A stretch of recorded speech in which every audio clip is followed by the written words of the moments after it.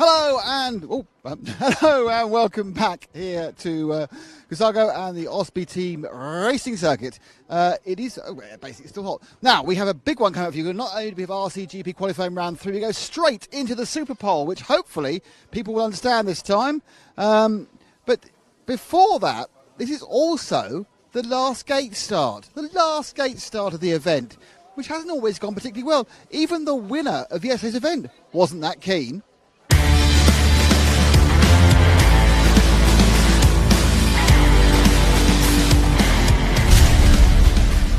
Today was a hard day. We tried some different things on the car, tires, and for the long final of tomorrow. Despite winning, you weren't very happy with either of the starts. I mean, talk us through how you saw those two starts. I mean, I like the start, but sometimes people are not correct with me, so I don't know why. But I mean, do you think it's that the other people are being... not all the people. No. So, a certain person, do you think that certain person might be being perhaps taking risks a bit more than 50-50, possibly? No, this time was not 50-50 for sure, no.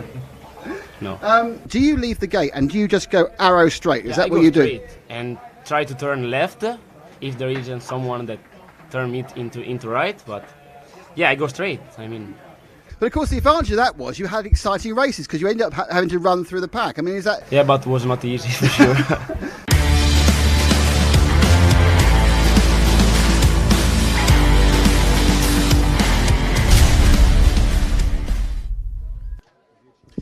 With Max. So Max, it's been a whole weekend of new experiences. First of all, what do you think of the gate start situation?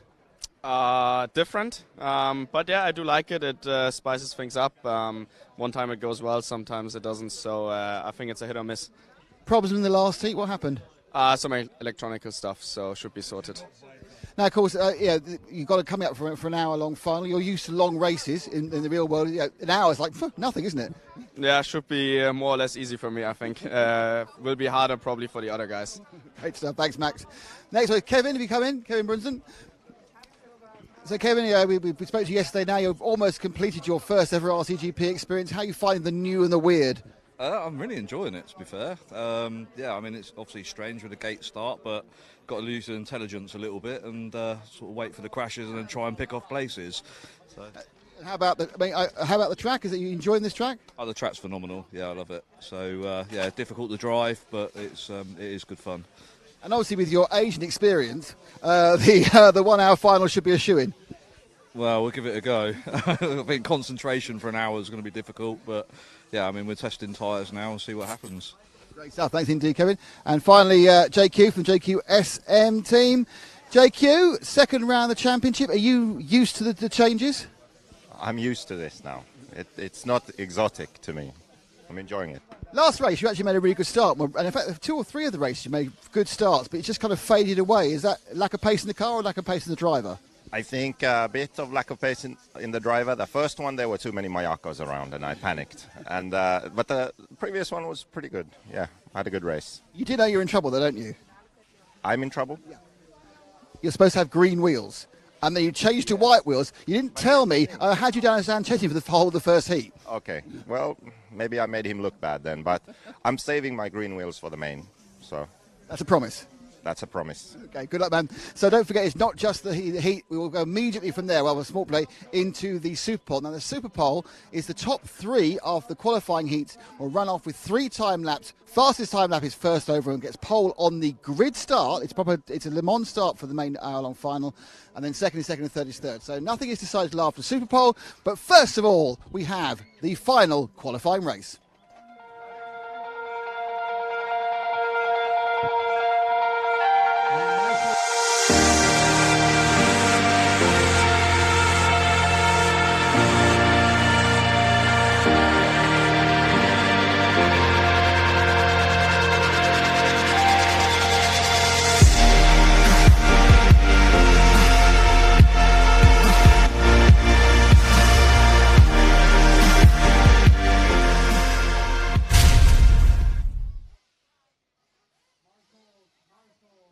And we are getting ready for the third qualifier of RCGP.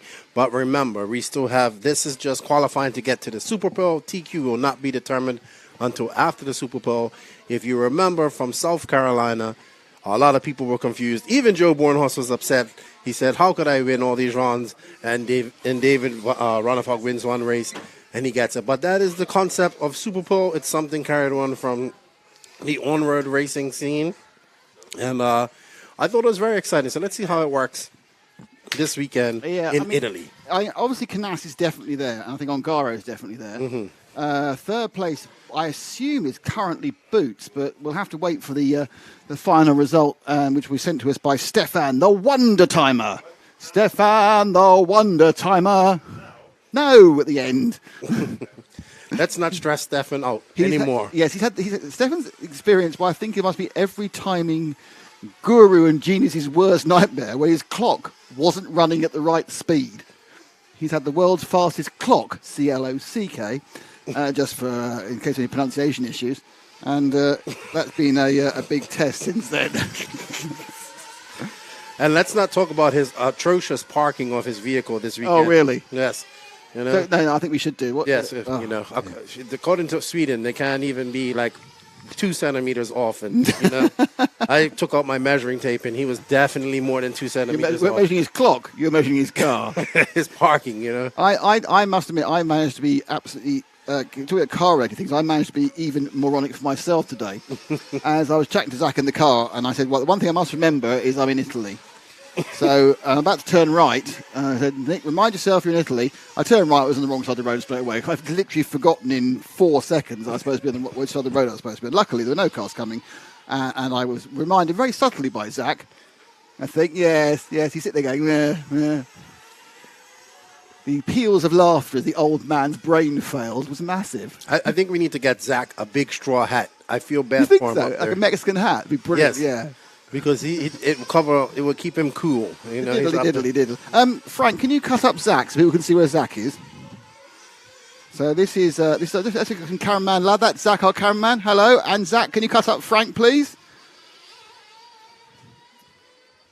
So that's Zach. He's our cameraman for this event. And there's Frank, who's been look at Frank doing the work. Zach, Frank, Zach, Frank. A little bit of Frank, a little bit of Frank, a little bit of Zach, a little bit of Frank, Zach, Frank.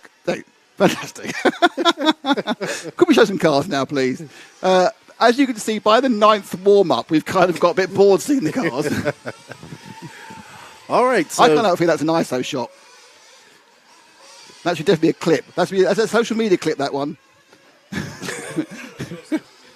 My social media is full of shots of cameraman going, Frank, Zach, Zach. Quick question. So are you going to Slovakia next weekend? Nope, that's young Matt and Frank and James Stewart. Okay, good. And then the following weekend, it is young Matt, Frank, and a guy called Matt Guppy, who are doing the 1/10th electric. And the following week, it's young me, it's Zach, and it's James, not here, Parry, when he should be, going to Portugal. Yeah. Tell James, don't be afraid of the Italian toilets. They're wonderful. Why? Well, but there are footpad toilets in Portugal. It might not go. I'm very concerned you like the toilets, because I had a nightmare in mine, so... I don't think you should have to get undressed to go to the toilet. I mean, it's like, take everything off. We're talking about my experience with the honestly, Italian toilets. You did seem ridiculously happy about the whole concept. It was great.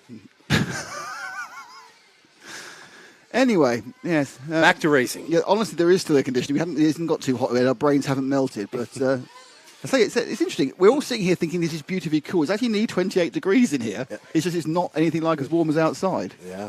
Thanks to Frank for his various weather stations. 37 degrees outside is the temperature at the moment in the shade. Let's see. We have Zankatine lining up on what I think is the best hole shot spot, the inside of inside of us. On the front gate. Let's see if my theory works out and he gets the hole shot. Let's see that. Ronnefalk, who broke down in the last one, he's out in position 5. And it's a relatively glean one. Gone a bit wide. I thought we were going to see a lead for... Ronnefalk. I thought we were going to see Martin out a little bit as well. Don't forget, Ronnefalk did this in the US, where he had a couple of dreadful runs, then won the third run, sneaked into the Super Pole, and then stuck it on pole. I think actually he's been so poor, not him personally, his luck has been so poor, I don't think he can actually get into the Super Pole, but he is leading now. He's leading from, there's two JQ SMs in the top 4, That's JQ behind him. Is it the 100, is it? Or is Yep. it the... I don't think it is. I think that's not. That's Zanchetti behind, I think. Nope. JQ's got the antenna tube. Let's have a look. Is it number 100? It is. Super work there from Keenan. After getting me wrong early with the wheels, he's come straight back with the antenna tube. Third place, Lee Martin. Fourth place, Alex Zanchetti. Then it's Hesse, Canasberg, Ongara, Rabat, Brunson, Valenti. But Valenti had a really bad day, doesn't he? He's just, Leonardo, who's an absolute star, yes, just hasn't had the thing working at all today. But he's just about the start. Doesn't count him out from the hour-long final. Two cars on the wrong side of the track, including Hampersberg and I think Tom Robau. They lost a lot of time. And they also got Valenti right at the back. As is Boots. Boots. This could be affect things. Boots being dead last may leave this third space really open for somebody else to get into that final space for the Super Pole. But it is a good lead at the moment for Ronald Falk. Second and third is where the action is. That's Lee Martin versus Joseph Quagreen. JQ, in fairness, yesterday he was like, today he's had a lot of pace the whole time. So I think possibly he sat down, he's had a good old think, and he's concentrating on getting his car set up. Perhaps he just copied Ronald Falk's settings. But he's looked much more like the competitive JQ of 5 or 6 years ago, I would say, today, than he has in any of the races I've seen him in recently. Fourth place, by the way, is Canas, and fifth place is Ongara. So they are now moving through the field, the two fastest cars, it seems, of the event. And Lee is looking good, too. Lee's driving well. He's it looks like he might have got cross JQ, or JQ made a mistake, and Lee is through. Yeah, JQ's made big mistakes. He's dropped down behind Ongara and Canas as well. So it's Ronafat leading by a reasonable way. Then you can see the cars you see flying on your screen over the bridge. The one with the yellow wheels and the red car, that is Lee Martin. Immediately behind him is Juan Carlos Canas in the darker red with white wheels. And then, again, little skip up on the pavement there, but it's Ongara in fourth. And then you've got Zanchettin. In fact, Corcoran's got Ray down. He's behind Zanchettin. So JQ's had a big problem on one of the corners. But he had a couple of laps of glory at the start, so that was all right. So the lead for Ronafalk is a second and a half over Lee Martin, who you can see on camera at the moment. He goes over the Invisible Speed Bridge, and I think actually Lee's got a bit closer this time. That looks like less than a second and a half. I'll see if my amazing brain of time is right this time. Mm-hmm. Look at that, 2/10 closer. Don't know how it is. After a while, I can see time. Yeah. Not always. I would say you've been doing it long enough. Well, yeah, I think it's probably right. You just look at the gap. Oh, and there we go. No, Ronafalk makes a mistake. Blown it completely. Dear, oh dear, oh dear. What happened there? So he comes up. Is he taking too much curb? We go frame by frame. There we go. Release. He's just going to get this wrong, isn't he? He's gone too far to the left. He's trying to cut the corner and landed it. And rolls and rolls and rolls. Now, the reason that was frame by frame is we've been analysing starts a lot.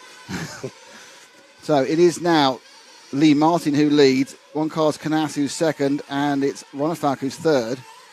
Ronafalk was fourth. Oh, Ongaro. Oh, that was a little bit kind of. That's not totally sure about that one on a number of levels.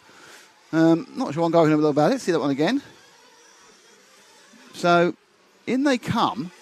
Boom. Yeah. Well, yeah.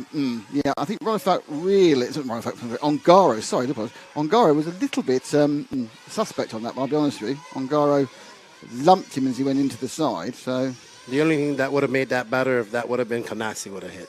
Well, yes, he's not allowed to. So now we have the second and third battle, which is Canas and Lee. Lee Martin and Canas. So it's currently Lee with the yellow wheels ahead of Canas, but I think he's probably a little bit aggrieved there by being landed on by Ongaro. In fact, possibly, if this had been a final, kind of feel that Ongaro should have been told to wait at that point and let Lee back past again. I'm not saying he should get a penalty or drive through anything, but if I was refereeing that one, I'd just say no, let him back through. But Ongaro has, this is not me saying Ongaro's a dirty driver, it's just that's how it happened and how it looked. We've got a replay that makes it easier, like everything. Things always look worse on slow motion as well. And now Canas has decided to physically attack Lee. They did a little dance of the Seven Veils, and the good news is we'll be getting some 1/16th cars coming out of that in a little while. Yeah. Two cars were mating, it was lovely. Well, impressive drive by Leroy, though. He is driving very well this weekend. I don't want to get in the situation where I'm blaming Canas for everything that happens. Obviously, it's not always his fault, but he does seem to be quite a lot of front-to-rear contacts. He flies over, and that was a good overtake. He kind of flew over Lee there. And whether Lee decided he was fed up being nibbled at by Juan Carlos Canas. The third place will move him up the grid quite considerably, I would think. Here comes Ronafalk. Ronafalk's only got 2 laps to do it, but he has sat there with a single mistake. He must be absolutely kicking himself on that front. Boots is up to 6, so I think that will get him into the the top 3 shooter. I think that's enough for him against a bit, but I will wait to be seen that is the case. I kind of think that Ronafalco won. He might have made. Oh, and that's a mistake again. Nearly, and it's the second. Don't forget, Ongaro. This is the second third we got on the screen here. Leroy nearly got past. Lee Martin nearly got past Canas there, but it's still Ongaro who leads, and he leads by 6 seconds. So he's just disappeared. He's checked out. He's gone, and he's on his last lap. In fact, that's how far ahead he is. So it is Martin who leads. Second place. So Martin's third, second place Canas, first place is Ongaro. I don't know how if these guys have an answer for Ongaro, man, to be honest. He's looking particularly good, isn't he? I mean, we have said that on many occasions. Yeah, the person you would normally expect to take him out is Ronafalco. In an hour-long race is Ronafalco. And Ronafalco makes another mistake there as he was trying to catch up back of Lee Martin. And they finish the race, and Ongaro wins it. And he wins it by, well, ease. And yeah, I think the person you would normally expect to be most likely to take the battle to him would be, oh dear, there's an accident as they cross the line there. Is that Canas? No, it's Boots. Boots got 5th, and then you would expect it to be Ronafalco.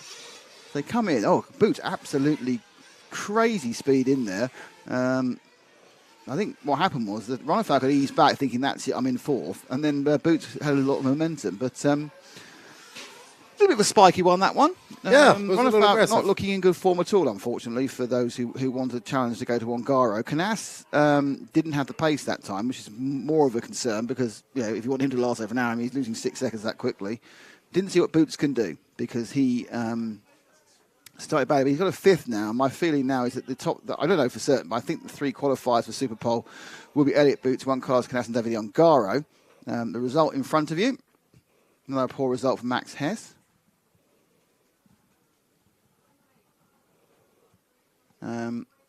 So we don't tend to interview after this point. Wait for they were supposed to stay on the rostrum for Super Bowl.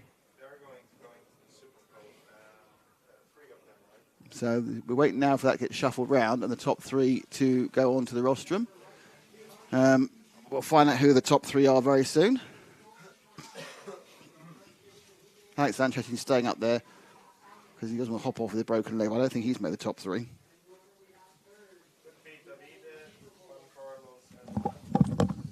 Hampers? I think it might be Hampers.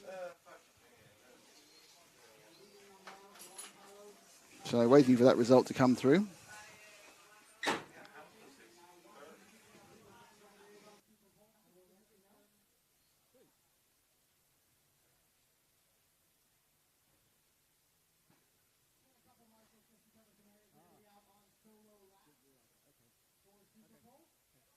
So, interestingly, we find out that the third qualifier, and we've been singing his praises all weekend, is Hampus Berg. Hampus Berg comes in as a third qualifier. Second qualifier is Juan Carlos Canas, and the top qualifier is Davide Ongaro. So that's a surprise third person. I'd kind of forgotten that Elliot had a rubbish first heat. So they should get themselves up and running quite quickly for this Super Pole. I'm sure we have a Super Pole logo somewhere, do we? In comes some sort of lively chat. Here goes Super Pole.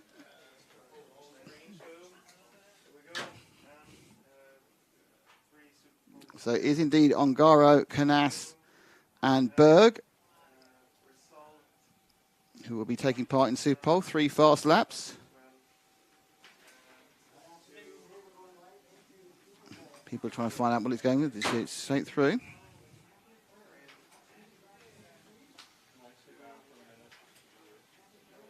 So we'll just leave while they sort yourself out. Be back in a couple of minutes with the Super Pole.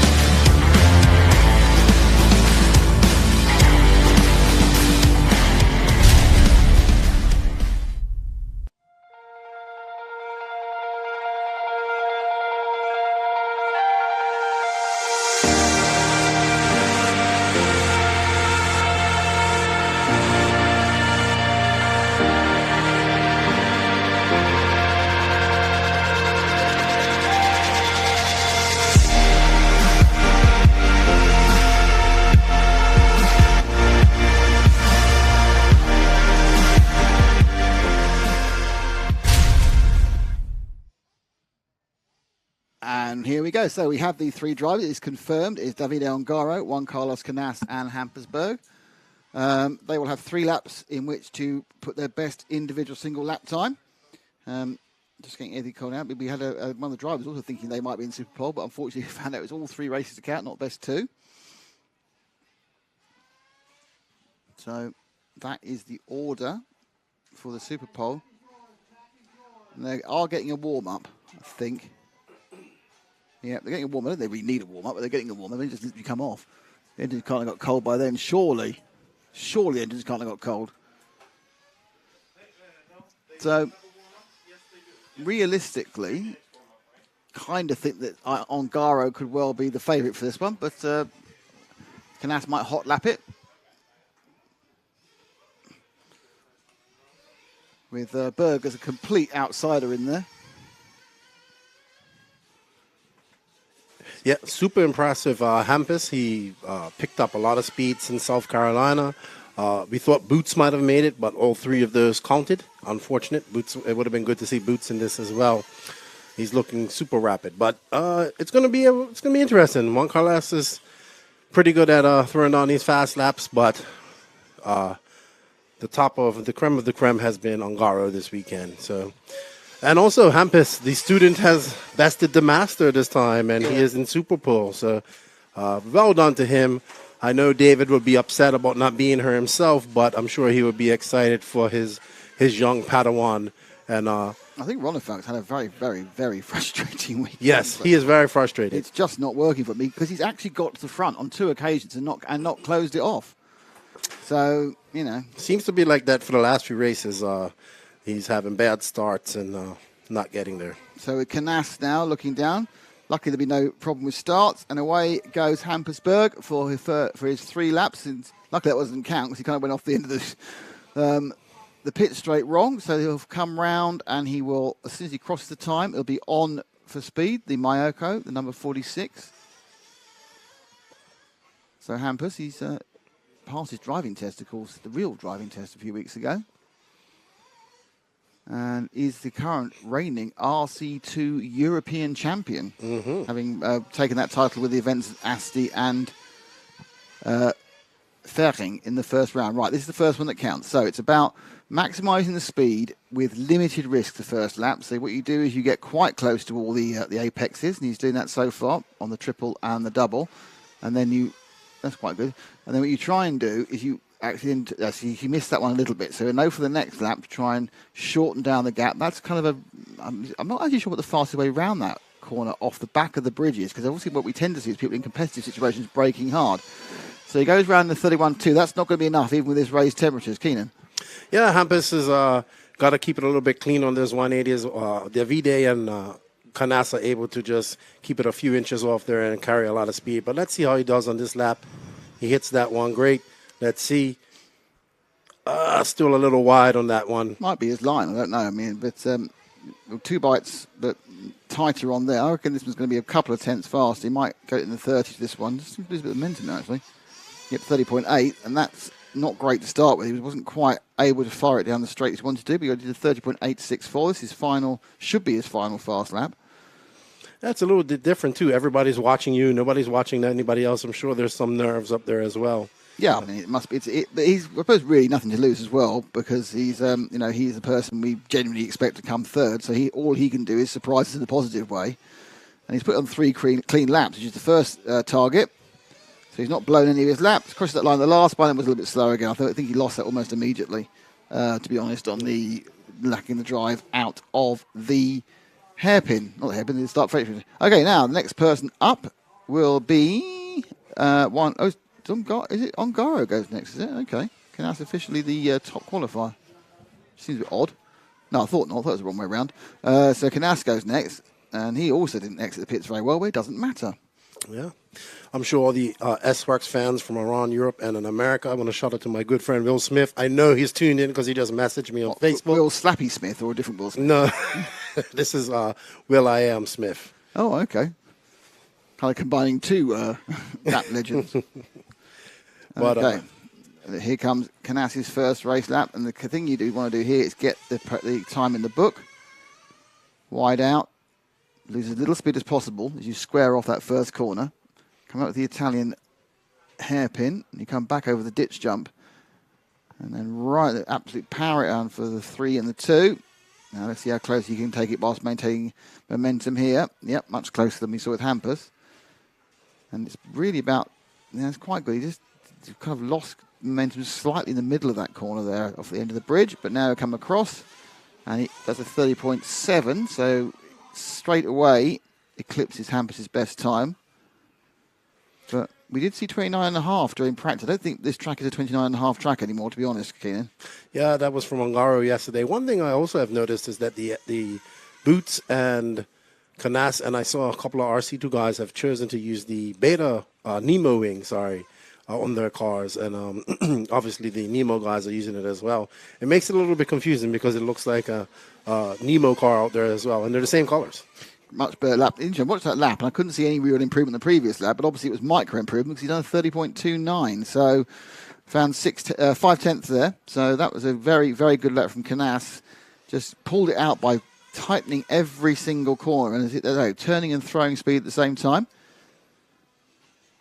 So Canas, this is the 3rd lap. Here we go. Is this better? Oh no! Did he get? No, right at the last minute he lost at 30.4. So he puts down a 30.2. He's 6 tenths faster than Ongaro. Now last night Ongaro did 30.6 with someone else's car. Mm-hmm. So and a wheel radio. And a wheel radio, yeah. So you kind of think that in this car there is a chance to pick up the pole position. But it's Ongaro the whole way. The blue and white of the associated Scuderia Scampierosso machine. He's won the last 2 heats. And was second in the first heat this morning. We have no longer seen any more gate starts. He was very unhappy with the gate start situation yesterday.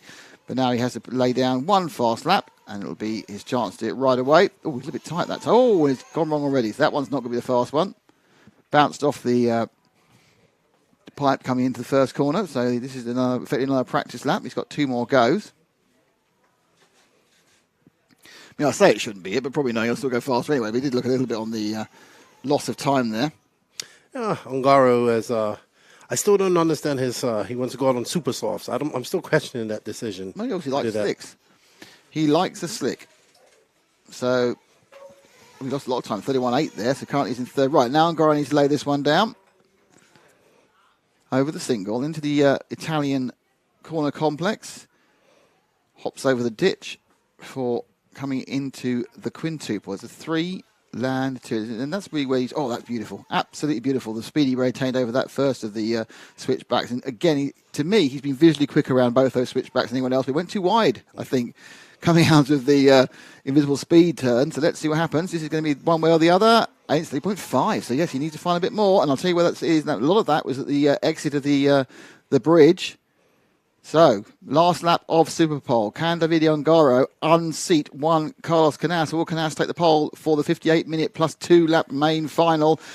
Oh, that was a loss of power. Oh, it'd be very unlikely now. He didn't seem to smoothly that anything like as well as the previous lap, and he's got oversteered. It's gone. So it's Canas who's going to take this one. So, a surprise. I think we all thought Ongaro would have no problems, and it's Canas who takes it in the end.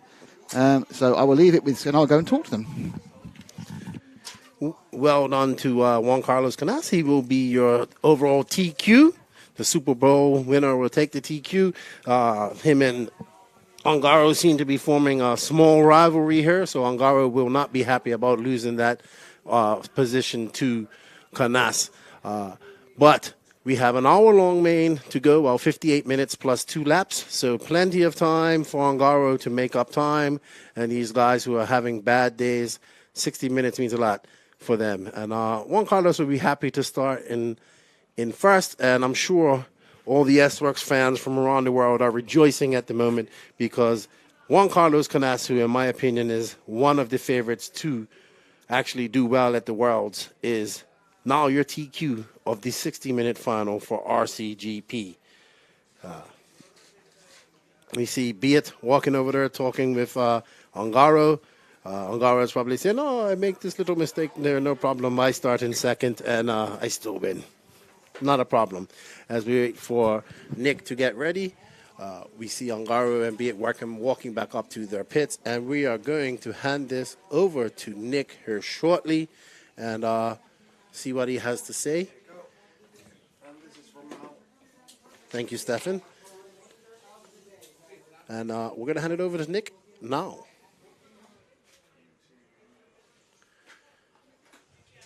Yeah, with well, everyone else ran away. The one car can also stayed around. They were obviously the other two were a bit surprised. So, your first experience of Super Bowl, do you like it? Yeah, it was super difficult to do a clean lap. All people see you. You are nervous. You need to do well. But finally, it was a good lap. 2 good laps. I think 30.2 and 30.5. And speed is okay. So did you take the idea that I'll do the first lap, I'll have a wider margin on the first lap, a bit tight the second lap, a bit tight the third lap? Yeah. The first lap just for do a good lap, and after the after laps, push more for faster lap. Congratulations, you are our pole man. Thank you. That's one Carlos Canassi who's taken pole for S-Work. Second on the grid will be David Ongaro. Third will be Hampersburg. And there'll be 9 other people behind them. That final is coming up in a couple of hours. We've now got a bit of a break before we come back to the beginning of the finals of RC2. So stay tuned, but also go and have some lunch. See you later.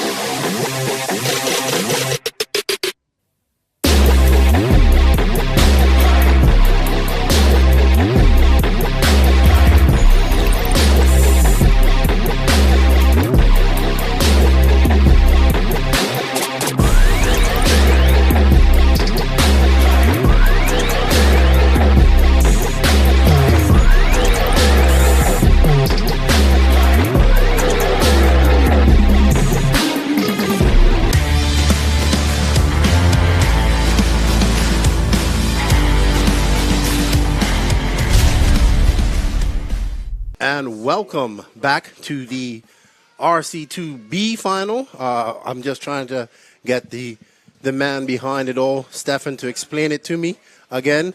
So just so I'm confirming, Stefan, 2 20-minute finals, and the winner of the second final. Yeah, the second final. And then the A final will also have 2 20-minute races. So yeah, these guys are going to get 40 minutes of race time here. Both groups of the RC2 finalists, because yeah, we didn't have that many RC2 drivers enter this weekend, but they got a lot of run time, and that's all that matters to them in the end, I believe. And we'll see how it works out for them here this weekend. So we got Marco out there, right? Spray painting some fresh numbers on the starting grid. This will be starting grid IFMAR style starts for these racers as they're getting their warm up. They have 2 minutes, 18 seconds left before they start their 20-minute final. And can't say more than enough thank yous to Marcos and the Ospy team for their hospitality. Also to the control guys who are chilling out here in the AC now. Ben and Zach have been working their behinds off. You see all these roving videos and all this stuff. This guy, Ben's been walking around with this big, heavy gimbal for like 3 days. And I think he's tired now. I think he's a little bit tired now. But he's young. He'll get over it. He says no. He's just enjoying the air conditioning. Stefan's not freaking out over timing. It's a good day. But his parking, I'm going to have to talk to Pierre about your parking, though, for sure. Tell him I thought all Swedish drivers parked perfectly. So inside joke with Stefan and I. Stefan is the man behind the scoring, all these cool overlays and all the timing. That's his job. He's been doing it for many years. He's traveled to many countries for RC. I didn't even know that. He was telling me that. He's been all over for RC. And he's got some cool tattoos as well. But don't mess with his timing. Don't ever mess with his timing. So in this race, we'll have Paolo starting first. Polomini, Carlos Spina, Adam Reevy, my good buddy. Good to meet Adam, making the trip from London. Alice McQueen. So tough for Alice yesterday in the pros and Joes race. She threw a 39-second lap, and she was so excited. She's been on a month-long trip with her significant other, Scott Walker, through Europe. They recently just did the Eurobees. It's finally great to meet people. Oh, no, it looks like we have a broken car. Maybe we could get that fixed in there. It looks like Adam has a shot coming off. Maybe it'll get some time to get it fixed. It does have 30 seconds, but they will get 2 20-minute mains. We have the RC2 Group A out there marshalling for these guys. It's warm outside. It's a little breezy. We have spectators coming in. I've met some people from Germany who were down in Padova racing. They came up to watch this. So it's good to see. Right now, oh, there we go. We was looking at the sky. So Frank is behind the camera. He's going to catch the start here of, where's Palomini? There's Palomini going out there. Francesco Beccaccetti, who was one of the fast guys in the semifinals early, in the LCQ, but he broke. He's looking to get some redemption here. But let's go. We got 15 seconds. We got Mao smoking his Dominican cigars with his beautiful wife, Evelyn, with the 5-second plaque getting ready. And they're off. Ooh, and right there we have somebody getting squirrely right there. It looks like Adam Reevy was able to get up into second place, but I don't think that's Adam. I think he's off the track. Yeah, Adam is off the track. Sorry, that was not him. Let's see who this is. I do know that orange car is Francesco Beccaccetti, so he was really fast in the LCQ. Young Italian guy, maybe just having a little bad luck. But let's see. So it's Paolo out front, followed by Francesco Beccaccetti, 1.5 seconds behind, and he is coming for this. This is going to be a good battle. That Kyosho was flying early in the LCQ. Probably Beccaccetti was supposed to be in the top group, but he had some bad luck. And that's been the name of the game here. There's been a lot of bad luck even for people like the Viking. I was just up there talking to him, and I had to run down because I was doing some interviews. And he's just having some bad luck, but true professionalism, you put that behind you and you go for the win. And that's what the Viking will be looking for, or for the points. Because remember, this is points. But Paolo's still in front with Francesco just behind him, 1.7 seconds behind. This is there's only 6 people in this race. This is the lower heat of RC2. They get 2 20-minute mains because we want to give as much run time as possible to the people that comes out and supports us. It's really good to see the RC2 drivers coming out. And thank you to all the awesome companies that have decided to support this RCGP concept. They are S-Works, Team Associated, Scuderia Scampi Rosso, Nemo Agama Racing, Beach RC. Shout out to Lucas and Brent and the boys there.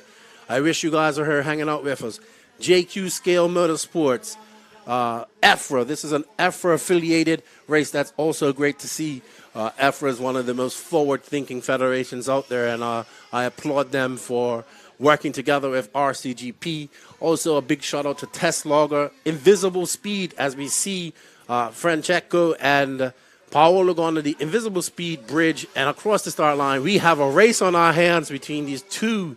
I believe they're two young. Well, one's a little older, but young Italian and an older Italian. So let's see if the youth can overcome the seniority and get a win here. It's very close. Oh, and he looks like he makes a mistake, and Beccaccetti is coming for him. I like that name. Oh, and he makes a mistake. It looks like Paolo makes a mistake over the bridge and waits for Francesco in sportsmanlike conduct. And they come over the start-finish loop, and Paolo is still in front by the slightest margin of 0.2 of a second. But I think Beccaccetti will get him sooner because they have 18 minutes left to go. 16 minutes and 52 seconds left to go before the end of this race. And they get to have another 20-minute final, just like the RCGP gentlemen did yesterday. So the lack of RC2 drivers allows these drivers that came down to get as much track time as possible. And we have an accident there.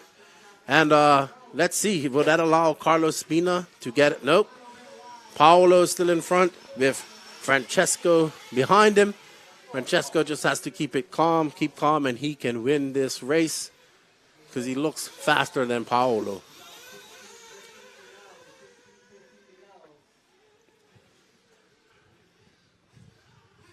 We got Justin Wowdy of Wowdy Events making the trip all the way from Washington to be the referee and call the races. He's up there braving the hot air. That's not too bad where he is. He's got a little bit of breeze up there and he's enjoying it.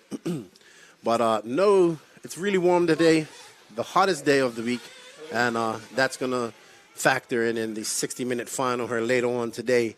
It's now 2 o'clock in the afternoon here in Italy, so that means it is 8 a.m. there in America. If you're just tuning in, happy Sunday to all of our American fans and listeners. I hope you guys are tuning in, and I hope you're enjoying the coverage that RC Racing TV is bringing you and RCGP. And remember that, yes, I would agree with Toby Meister. Control Tire. What's up, Toby? How you feeling, Toby? It's good to see you. Toby's been a big supporter of RCGP. He's been a little bit ill lately. I hope he gets back to normal and we can get him back to the track. And I agree with him. Let's keep it Control Tire and a single class in the USA.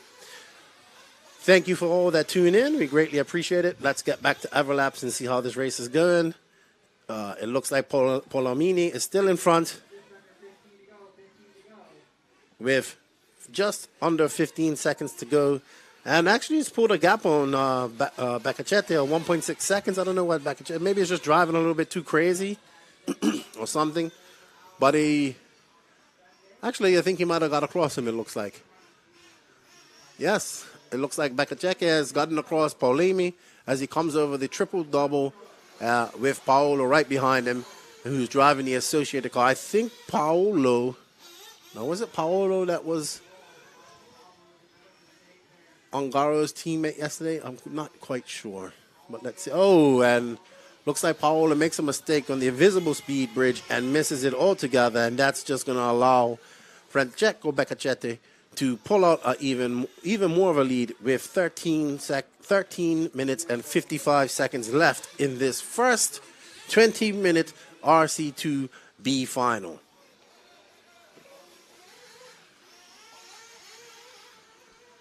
We're looking forward to an exciting RC2A final. I think we're going to have two 20-minute A finals as well. Thomas Musso, the Frenchman representing HB, the So HB here, is looking very fast. And then his fellow countryman, Felix Coelho, driving the Mayako MX-8, is also looking very rapid out there as well. And let's see, maybe we can get a great race between Thomas and Felix and maybe Renee and a few other guys that are looking really good here in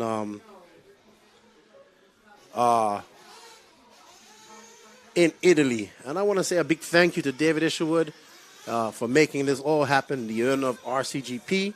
He's done a great job here of getting the track all set up with the banners all over. And this wouldn't be possible without David and his help and his vision as well.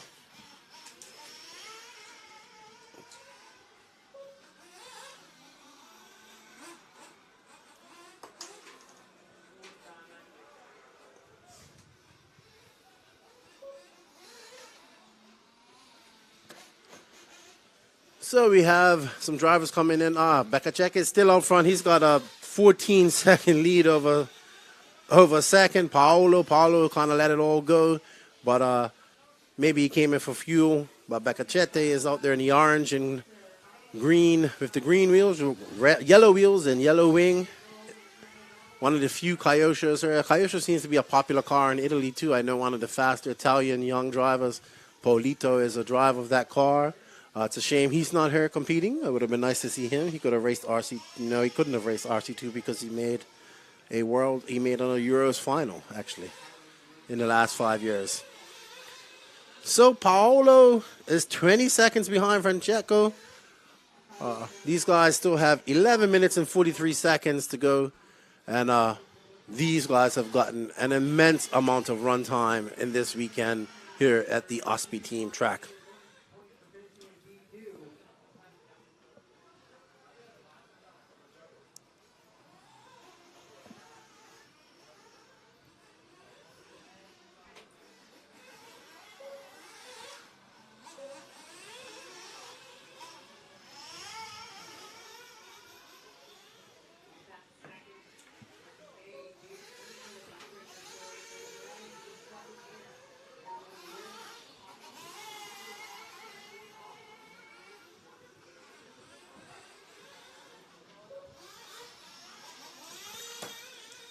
Also, people don't forget that RC Racing TV will be bringing you the EFRA 10 scale touring car championships from Slovakia next week. I want to wish some good luck to my good friend, the Dr. Alexander Hagberg there. But it's going to be kind of difficult to beat his teammate Bruno. But the veteran there, who is also a great Star Wars fan, I'm sure he's enjoying Kenobi. I did miss that this week. I will catch up on my Kenobi episodes when I get back to the Dominican Republic. As you guys know, I'm a Star Wars fan.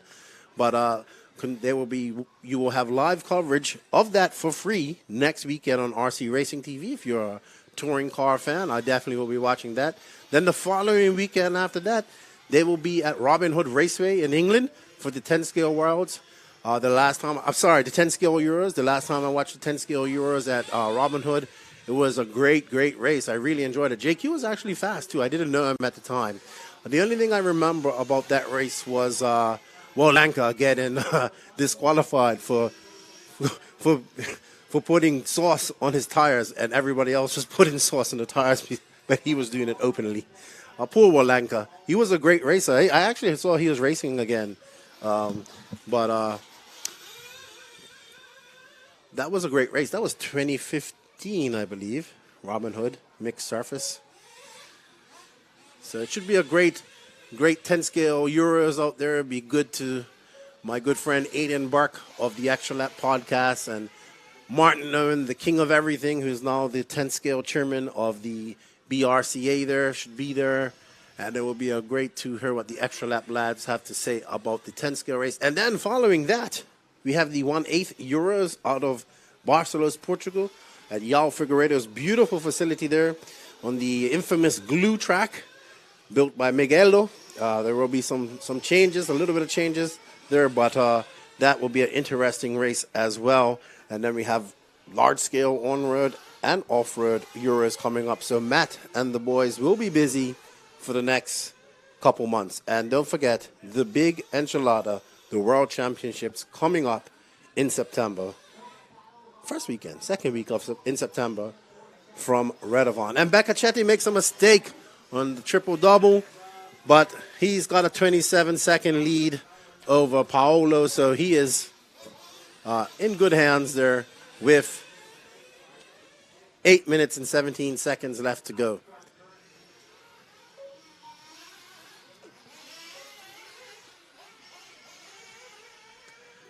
Let's find Alice. Frank, let's drop back and I'll find in a second, car number 4. The only female racing with us here this weekend, Alice McQueen. Hopefully we don't give her the curse of the commentator once I see her car come across.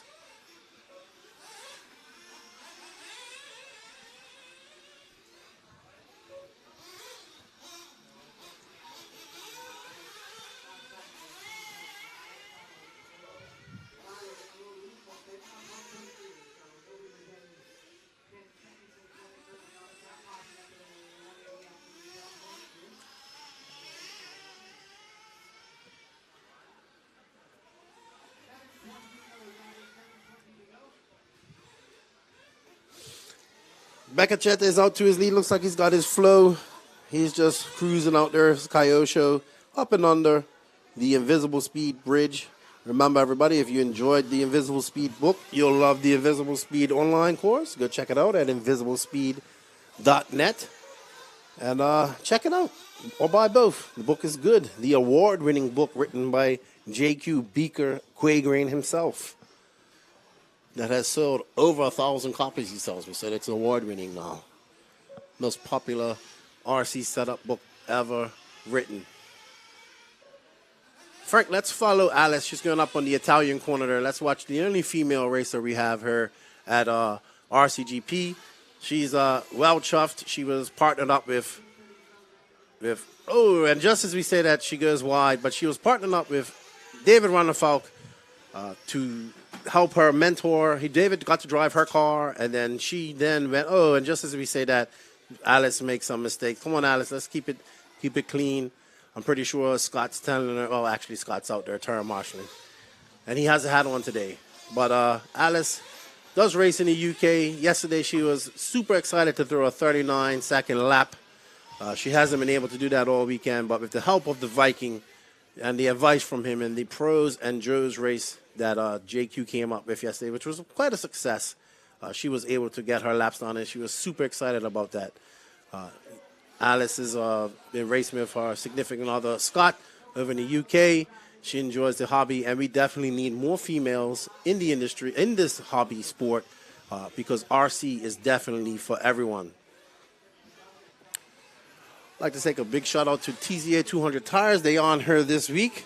It would be great if Nick would have made it out here and we had the control tire, which would have been TZO, but they opted not to run the control tire this weekend.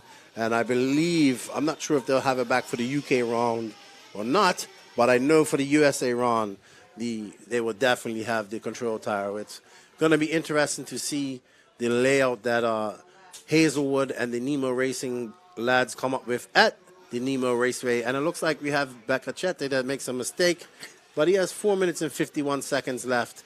And Alice has just decided to make it around the track as good as she can, but it's good. She's having a great time. She's definitely enjoying the heat. That's a joke. She is not enjoying the heat at all, but she's having a great time. She has one more week left in Europe before she heads back to the UK.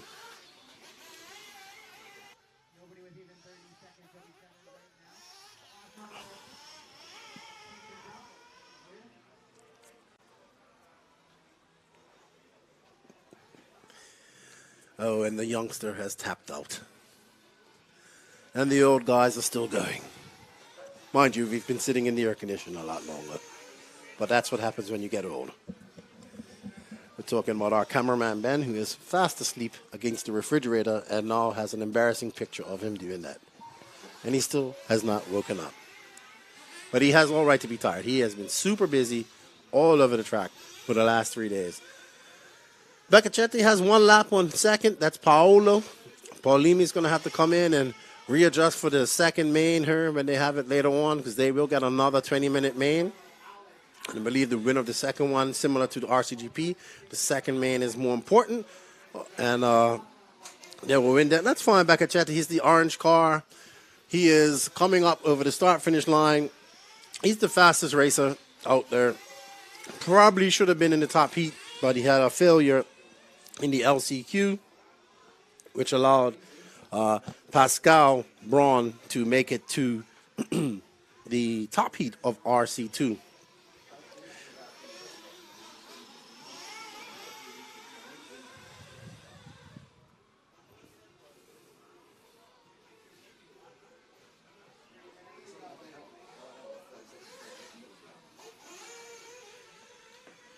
We got 2 minutes and 52 seconds left, and Francesco is out there with his bright orange with yellow wings, and he's got his groove back. He's not making any mistakes. He will need to keep that up for the second main, because that's the most important one.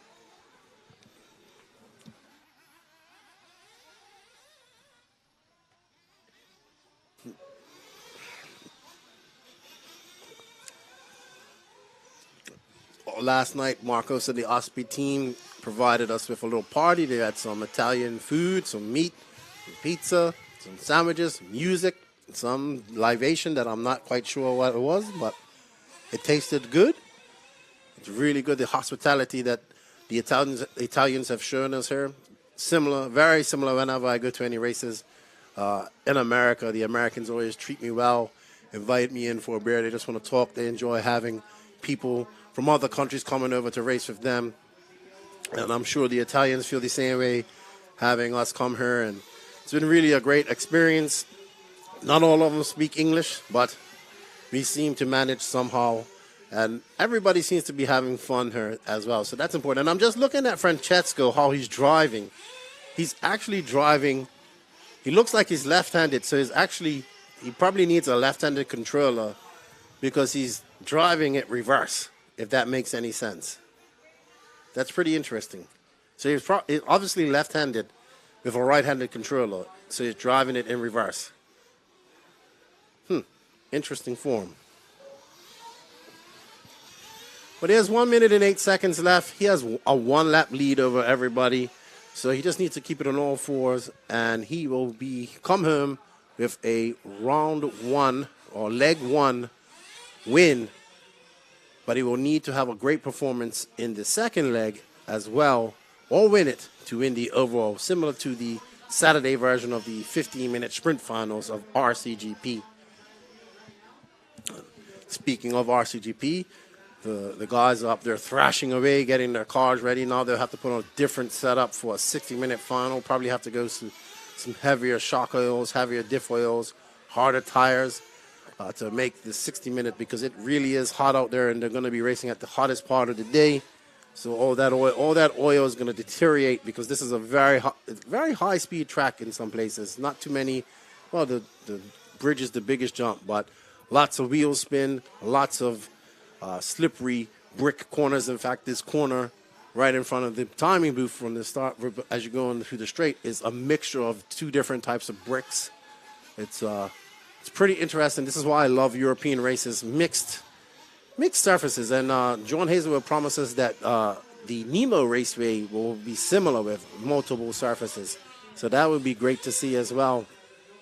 One thing I've always appreciated about European tracks was very similar to full-scale rally, and not just all dirt. Some cobblestone, concrete, carpet, astro, brick, and dirt, of course, and grass at some point. So that's it. Francesco Beccacetti, who drives reverse, will take the win. Some redemption after dropping out early in the LCQ. The young Italian will be happy. Then we have Paolo Consolato in second. Carlos Pina in third. Alice McGain, very good run for Alice in fourth. Adam Reevy fifth. And it doesn't look like Marcus Heine started. Marcus Heine also has the radio with the odd sticks that go at 45-degree angles. So, I don't know, maybe he's gone for today. But we will have the second heat of RC2 coming up. This is the faster heat. They'll be looking to...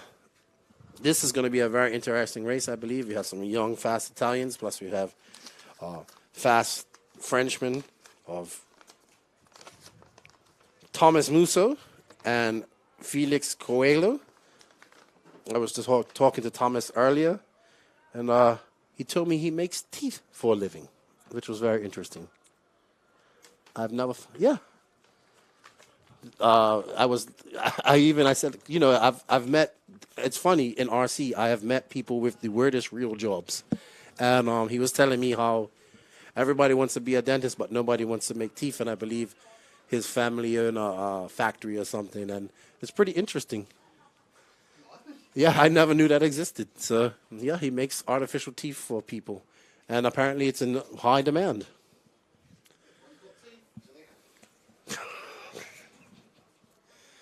And Ben is still asleep. Well, I think he woke up. And he went back to sleep. I don't blame him. He's been busy. All right, so we got the second group of RC2 getting ready. Group A. They'll be getting ready to go here in a few minutes. They're scheduled to go at 2:30. It's now 2:27. Now this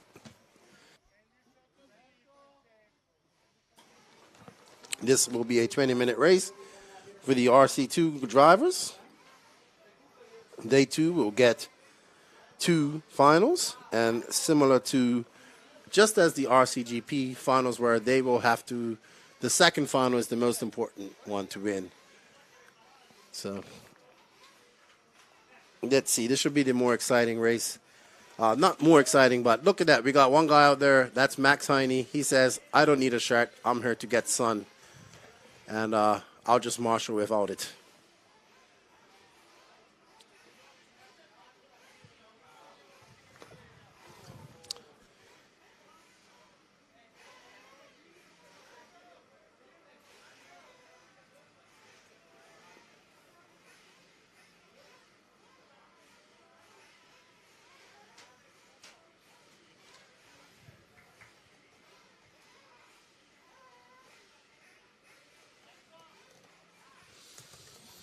We have mechanics down there in pit lane getting ready.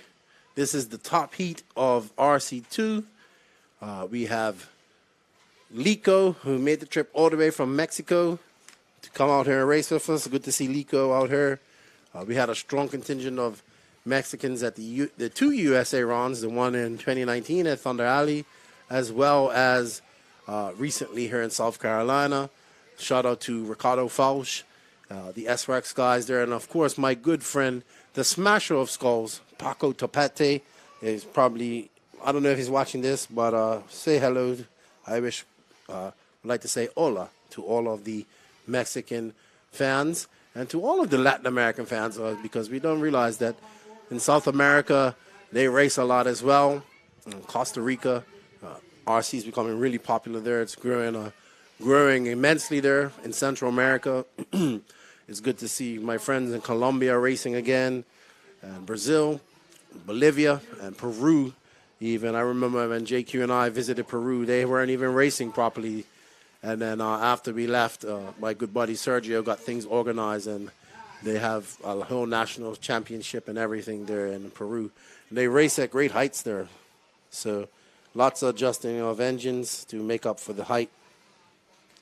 As we have the RC2 A group drivers getting ready. This is a full heat. 13 drivers. You got Thomas Musso representing Monaco. Gabriel Astorino, a young Italian, I believe is driving X-Ray. Davide Trehenge, another fast young Italian. Felix Coelho making the trip from France. Roger Manoir, Andrea Caraoli, Rene, coming all the way from Germany, Leon Zoher, Neo Chifo. Neo is always happy, he's having a good time. Scott Walker, Lico Guidino, Robert Cockcroft, and Pascal Braun is your LCQ bump-up driver.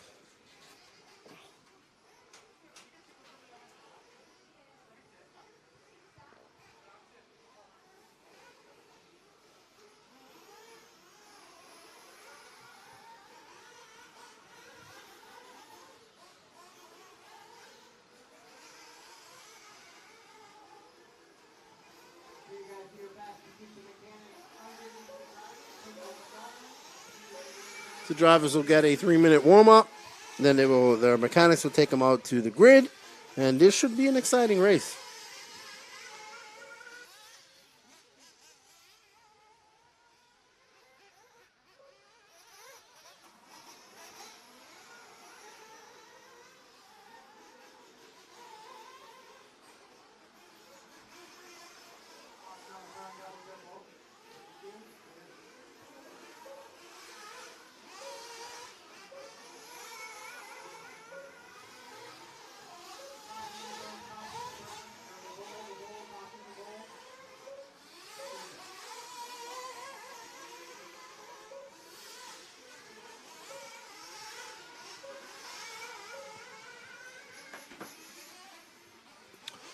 So this is your Group A of RC2, the faster group.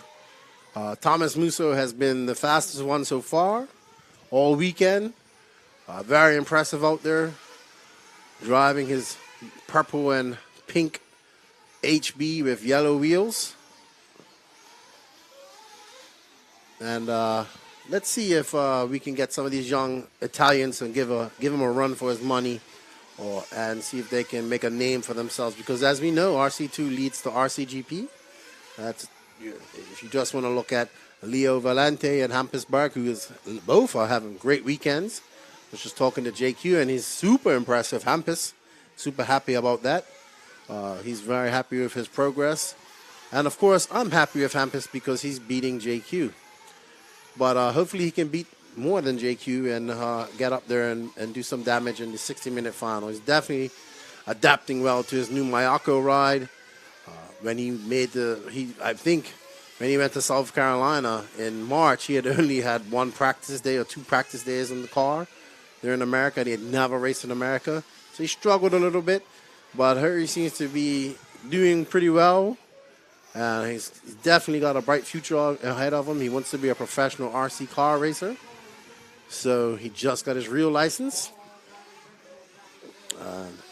Hopefully, girls and having fun doesn't ruin the whole I want to be a pro RC driver dream. So that's it for their warm-up. The drivers will come in and to the pits. Their mechanics will take them out to the grid.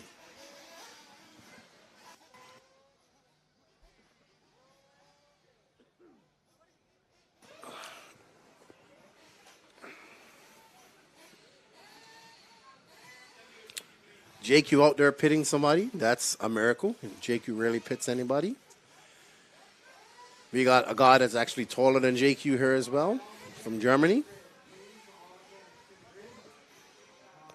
JQ should be pretty happy. A lot of his Mayako cars are doing well. I think there's about 4 of them in this race alone. So hopefully he'll be hoping one of them could take a RC2 win. I was talking to 2002 world champion Greg Degani last night as he messaged me. He says, JQ should have got me to Italy, and then we would have had fun. But Greg, you're missing out on a great time here if you're watching this. We're about to get started with 15 seconds left.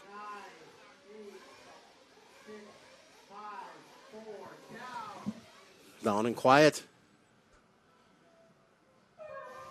And they're off.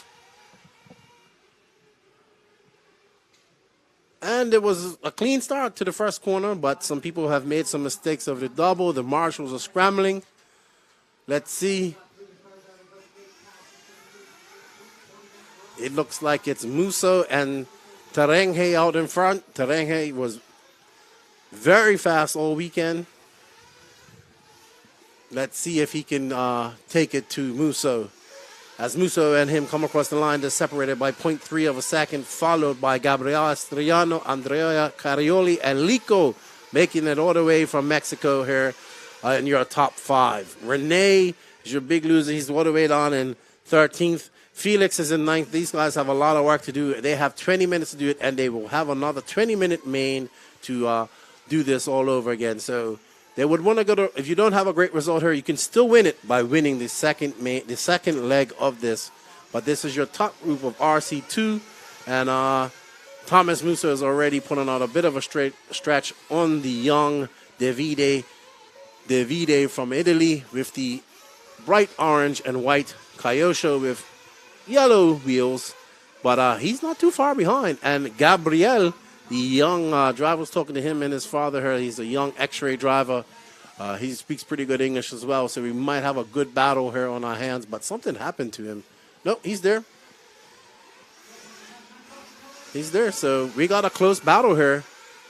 It's not going to be easy for Musso as Davide and Gabriel are coming for him. They said, not on our turf. This is where we come from. We're going to do it for Italy. But looks like, and it looks like Gabriel gets in front of Davide.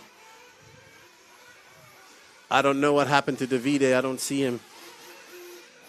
But Musso is still out front.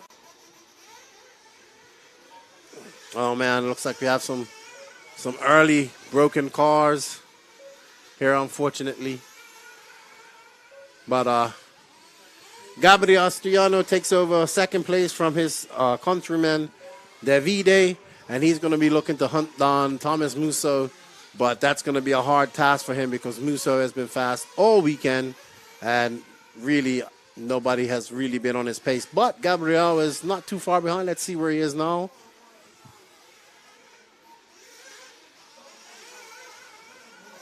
He's 3 points. He's 3 seconds behind. He still has time. 17 minutes to go. But the big loser was Davide, who's now 1.8 seconds behind Gabriel. So now he has to make up some time to catch Gabriel and catch Musso, who is just running clean laps out there. He's looking really fast. His car is good. Thomas is one of the top racers in France. And it was nice gentleman. I was over there talking to him earlier with Chris from Circus RC. He's looking really fast around that corner. And let's fall back to the second and third place cars here. Frank, they're just going over the Italian corner and coming down. The orange and white with yellow wheels and the clear wing of Gabriele Astorino. These young Italians have come here. They want to make a name for themselves. They're all having fun together, hanging out over there in the pits, but they all want to beat each other, and they are racing hard. We have a great battle here for second as they go up and over the finish line, and they are separated by 0.9 of a second, but Musso is still pulling out with a 3.7 second lead with clean air in front of him.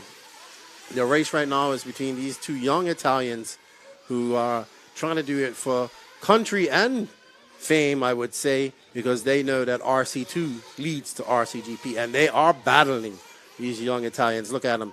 We always talk about Italian producing a lot of young talent. We haven't even seen much of it here. There's lots of young guys here who are really good that didn't come to race, and it's unfortunate, but we consider Italy to be one of the best breeding grounds for young, fast talent. Another place would be the Midwest of America. We call that the Italy of America on the podcast. Oh, wow, and Davide made up a lot of time just now as they go up and over the invisible speed bridge under it.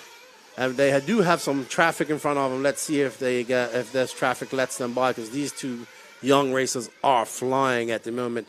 But Thomas Musso still out front with a 3.9, almost 4 second lead over. Oh, and look how close they get. Oh, and Davide makes a mistake, but he recuperates and he triple doubles. And good sportsmanship by that car for letting him by. And that's how you let fast guys go by. Those are faster racers. They're coming up behind you. Let them go by. So they come up and over the start-finish line through the chicane of death. Gabriel is still just 0.9 of a second in front of his good friend, but it's a lot closer. Look at these two young Italians battling as they go. Oh, great move. Gabriel seems to be able to just carry a little bit more corner speed in these 180s than Davide. But great young talent, not under the invisible speed bridge, up and over, and onto the straight. Let's see, because Davide seems to be very fast on this right-hand side of the track. He makes up a lot of time on Gabriel here. And he is right behind him. There we go. Will he make the move? No. Nope. Yes. Maybe not. Wow. These young guys, this is a good battle.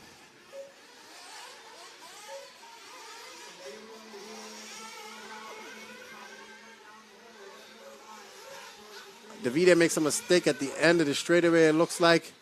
That's going to cost him some time. Was that him? Nope, he's still there. And Davide gets Gabriel, but gives it back to him after he makes a mistake. And Gabriel goes over the triple-double into that 180. Davide is definitely just as fast. For fast, he just needs to calm down a bit. They do have some traffic coming up because these guys are lapping the field fast. They have 13 minutes left to go. I'm pretty sure we're going to have some pit stops coming up here soon. Let's see. Let's follow these guys. Let's see if they come into the pits together. And they do. We have a race in the pits. Who's going to win the pit stop? This is a very hard pit entry, too, by the way. And it looks like Davide. Did he flame? Oh, unfortunately, looks like Davide flamed in his fuel stop, and that's going to allow Gabriel to get out in front even further. But Davide has the pace to catch him up. That is for sure. Let's see how much that put him behind.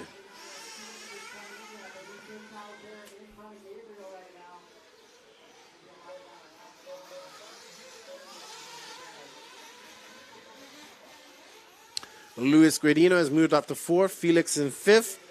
They'll be looking to, they have 12 minutes to gain some time on their driver, on these drivers, and it looks like we got Davide. He's going to push it now, but Gabriel has quite a decent gap on him now. But Davide has the pace to do it. Let's see if he can catch him up. He has 11 minutes and 55 seconds left to do it. Hopefully his car can make it. He's pushing really hard.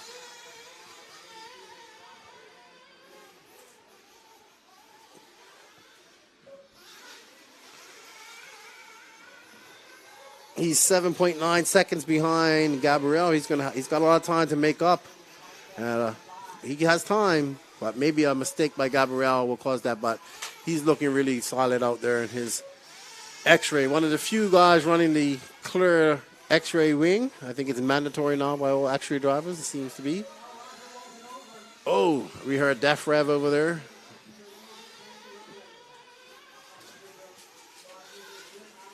And Davide's still 7.5. That flame out really did cause him some issues. Let's drop back, find car number 11, Lico. I'll let you know where he is in a minute, Frank.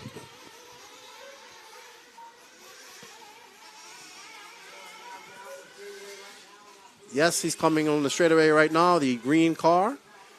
Going up to the Italian corner. That is Lico making the trip all the way from Mexico. Viva Mexico. Lico had and just as I put the camera on Lico, he makes a mistake, and this is going to allow Felix to catch up a little bit. But Lico had a great race yesterday in the 40+. I thought that he had it. He did. He was doing quite well. Then he made a mistake in the chicane of death, and that caused him the victory. But I'm sure all of Mexico was happy for him. And I'm sure the president has promised him about 50,000 acres of Mexican land when he gets back there. And Lico's super excited to be out here. Known Lico for many years. It's great to see him making the trip out here. This is what RCGP is all about. International driving, getting people here to have fun. He's wrapped on, I think he's got, let's see, he might be one lap ahead of Felix here. Let's see how far in front, or are they having a good battle? Because Felix isn't too far behind him, and Felix is a good driver. He just had a really bad start. And of course, the man from Monaco is out to the lead without looking back. He grabbed it from the start, and he has not looked back at all. That is the man, Thomas Musso, trying to do it for HB and for Monaco and for France, because apparently he lives in France, not in Monaco. But he represents Monaco. So he has one foot in Monaco and 1 foot in France.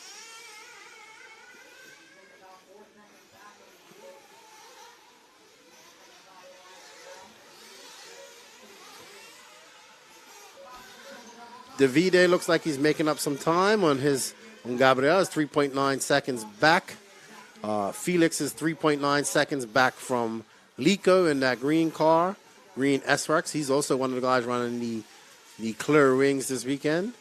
Let's see if we can drop back, and let's find Felix on the track. Another good friend of mine. There's Felix going up, and he's going to go under the bridge now. And over the start-finish, Frank, the pink car. There he is.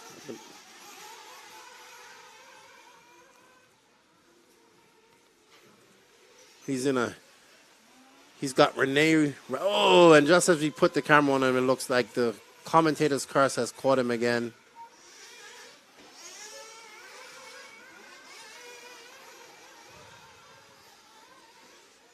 But Felix making a trip with his family from France. He's also another good driver from France, and there's a lot of racing there. Spent some time over in Australia. He's got one of the best painted bodies I've seen, done by Ricky Designs down there in Australia. He's one of the most talented guys I've seen painting bodies. If you ever want to check out some good artwork, follow his Facebook page. He does some great work. Gabriel Estrino is comfortable in second. He's got a 6.87 second lead over his compadre, Davide. They were having a great race, but doesn't look like Davide is making too many mistakes to catch up. Felix now is trying to catch up to Lico But Lico looks like he has an 8-second. It's dropped down to 7.7 seconds. So he's making up some time, but he has 7 minutes left. I don't know if you'll see these guys come in and pit again. They should. Minus on one pit stop. But it looks like Lico is actually catching up to Reinhe. So let's follow that. That's Lico coming up under the invisible speed bridge right there. And the V-Day is in front, Frank. There's the orange and white car that just is going up to the Italian corner right there. That is the V-Day. And Luis Guidino is coming behind him. He's not too far behind him. I think he's going to catch him up if Lico can keep it on all four. The V-Day is really fast, but he's making a lot of mistakes. Lewis has a lot of experience. And hopefully he can catch him up. And we can get a race here going with these the Mexican and the Italian. And it looks like the V-Day is in for few, and he came in a little bit too hot there, but let's see if he can make out the time. Oh, and he had to wait. Good pitman waiting till the other driver went cross. And Lico comes out not too far behind him, so they came in the same time for fuel. Let's see how close they are when they come over the loop. But Lico looks like he got involved in some lap traffic back there, so he's going to have to make up some time. At number 11, S-Wax.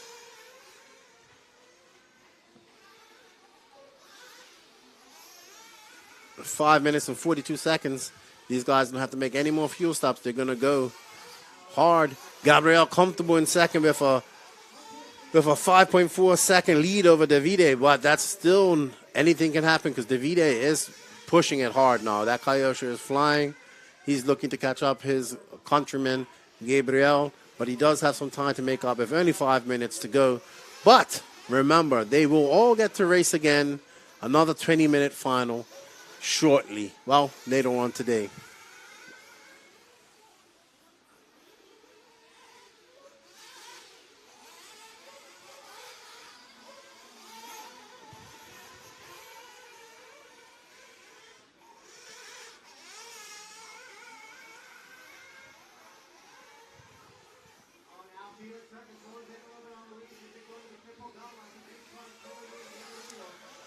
All right, Frank, let's drop back to these two cars coming over the invisible speed gate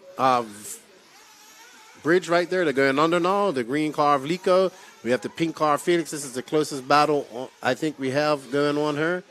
Right now, Felix, after a very bad start, is gaining some time on Lico.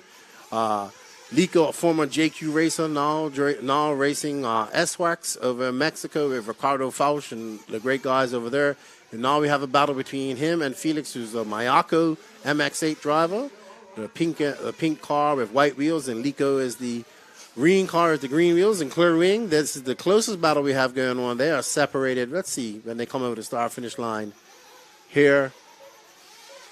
Separated by 0.5 of a second, and Felix is on it. Felix just threw down 32.6. But the fastest lap of this race is done by our leader, Thomas Musso, in a 31 flat. He's just out cruising out there in front for a Sunday drive. But we got a battle here with, it looks like, and Lico makes a mistake, and Felix will take that position from him, and he'll move up to the fourth place start. Unfortunate for Felix that he got such a bad start. I think he could have had something for Thomas, but he will have another chance to do that in the second leg of the RC2A finals here. But Lico is making he's still not too far behind. He's just 2.5 seconds behind, so he can still catch up Felix. But Felix is pretty dialed in. He doesn't make too much mistakes, and that shows why he does pretty well there in France. But Lico is also in some traffic. He needs to get around that, and we have Musso right behind him, so he has to let Musso by because Musso is faster, and he's your leader.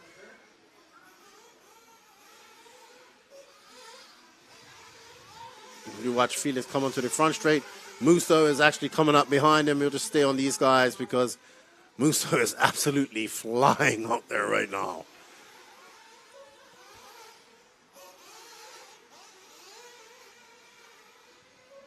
He's looking to, unfortunately, put Felix down another lap But Felix is going to try and ward him off, but it's kind of hard because Musso is definitely on fire, and it's rightfully so. He's been fast all weekend, and he's just showing, wow, these guys are coming through this chicane so fast. That course attack engine seems to have some power going on the straightaway there too as well. It's flying, and Musso and I think Felix will let him through. Doesn't make sense racing with him, Felix. He's got you focus on coming fourth because that will count too in the end. We got 1 minute and 52 seconds left. Thomas Musso to a comfortable lead. Let's follow our leader to the end right there. Frank, you got him on camera. He's turning some fast laps. He's in the zone. He's got the flow, as we would say. If you know this quote from Bruce Leroy, you would know. The Last Dragon, he has the flow. Maybe people listening aren't old enough to know what that means, but I do.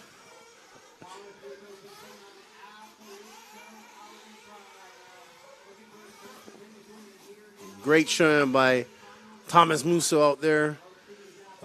Pretty happy with his Corsac engine. That thing singing down the straightaway here. Let's see it.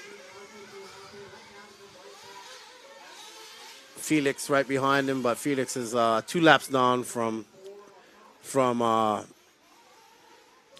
Thomas, as Thomas went out from the start and didn't look back. But Gabriel, he's 12 seconds back, so maybe Gabriel can use this race to get some practice, and maybe he can make a challenge in the next round against Musso, because Gabriel's been looking very impressive as well. Here with his X-ray, him and his dad have been working really hard. I was talking to them earlier. It's always good to see the young racers doing well here. I really wish we would have seen more and more of these young, fast Italians come here. But hopefully we get to see a lot of the young UK racers come out and race in RC2 in August at the Nemo Raceway, which will be great.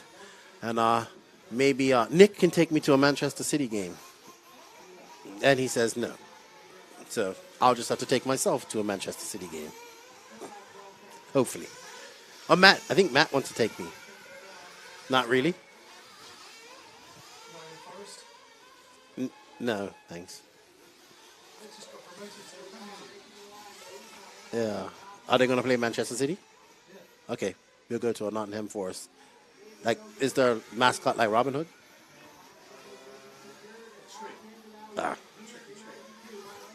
Not like a bow and arrow or something.